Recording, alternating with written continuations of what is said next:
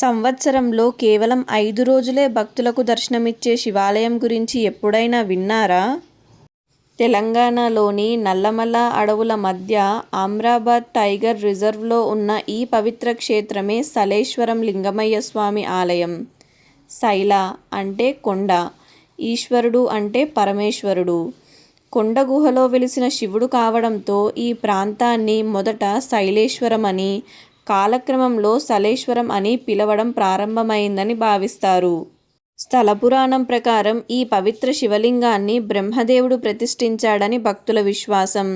అయితే చారిత్రకంగా లభించిన ఆధారాల ప్రకారం ఈ గుహాలయం సుమారు 6 నుండి 7వ శతాబ్దానికి చెందినదిగా పరిశోధకులు భావిస్తున్నారు.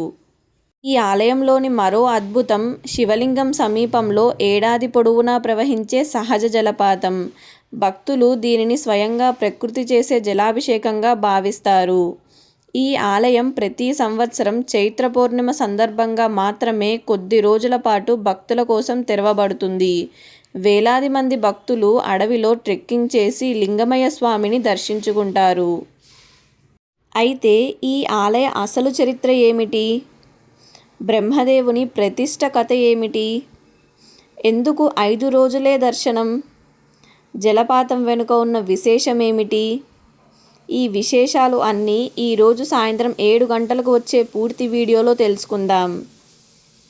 ఇలాంటి మరిన్ని పురాణ, చారిత్రక మరియు ఆధ్యాత్మిక కథల కోసం మన చిన్నూస్ హెరిటేజ్ హబ్ను సబ్స్క్రైబ్ చేసుకోండి.